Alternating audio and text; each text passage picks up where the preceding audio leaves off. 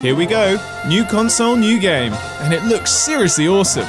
I like how they kept the box art to say, wait, why doesn't it say gotta catch 'em all? It's their slogan.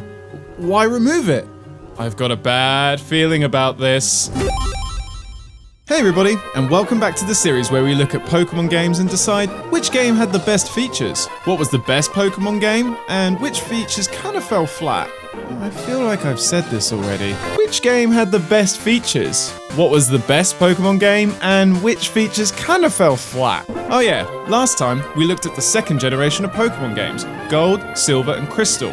The first sequel to the series with a lot of new features to come to the franchise, so if you missed that, you might want to get caught up. Hit the bell so you know when these episodes go live and link in the description. But enough about that, let's dive into this, Ruby and Sapphire, the first game in the series to be on the Game Boy Advance. Beautiful colours, amazing new Pokemon, and trumpets!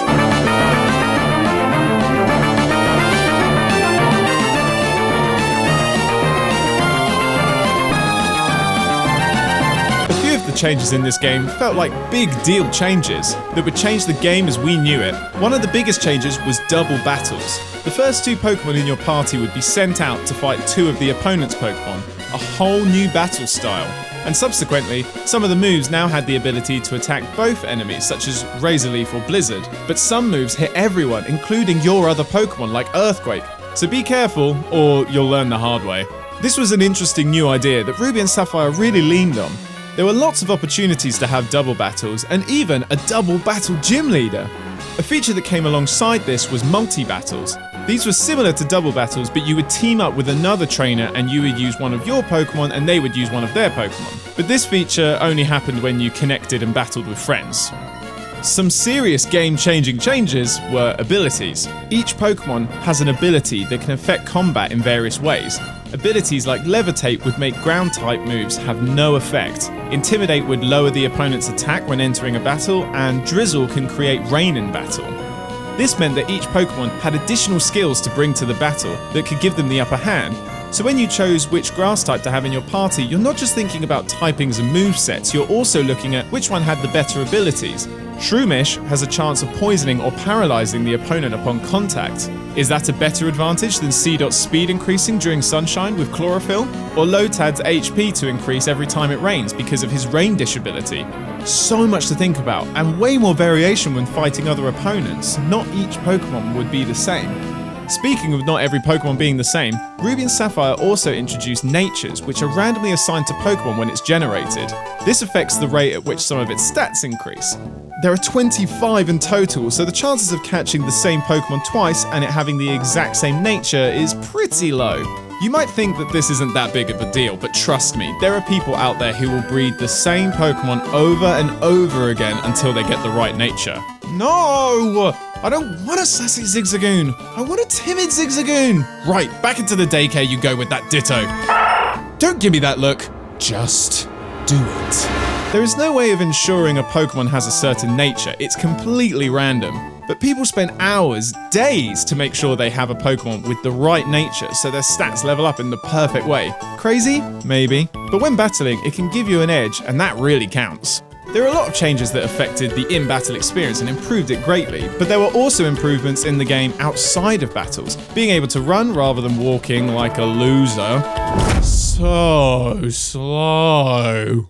We also had a new minigame, Beauty Contests. Rather than battling, you would use moves to impress judges in certain categories, like beauty, coolness, or toughness. Certain type moves had a beauty condition, and others had smart and things like that, so you had to use the right ones to win.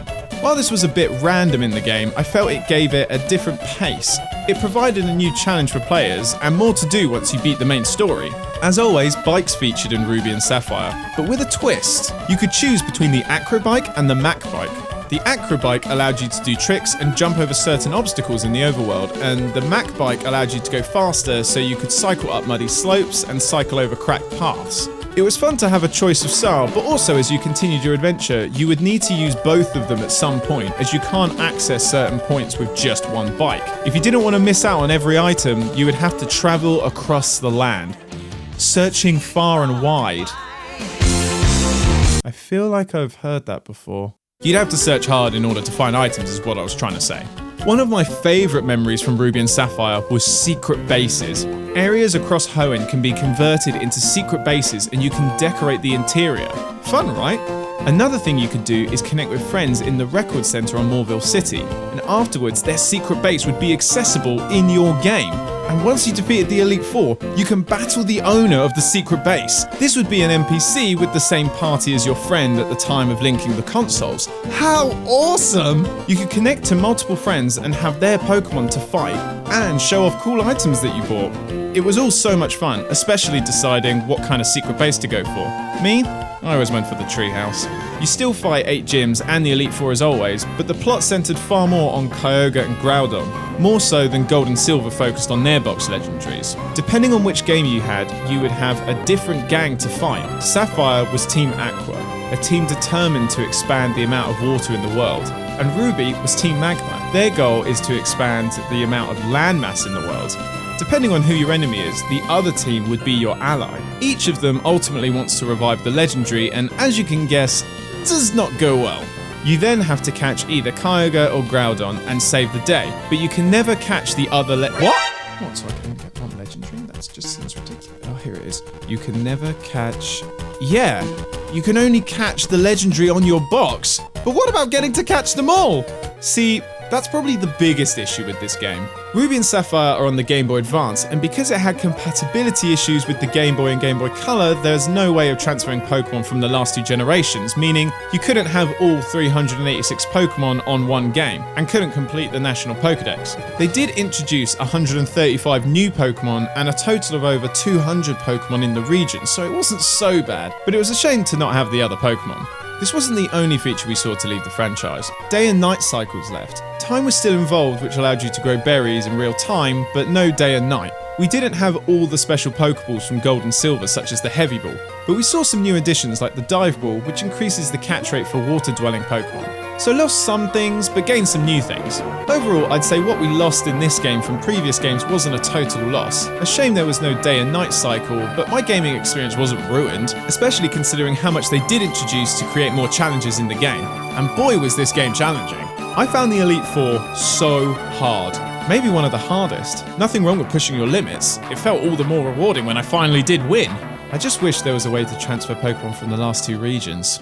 Enter Fire Red and Leaf Green, the first remake in the Pokemon series, and made with the sole purpose of being able to transfer the first 2 generations to Hoenn. This game was the same story and game as the original Red, Green and Blue, but with Gen 3 features added on as well. You can rematch trainers with the Versus Seeker, breed Pokemon, choose your gender, and Dark and Steel types have been brought in, as well as some moves having changed types, such as Bite, Gust and Karate Chop.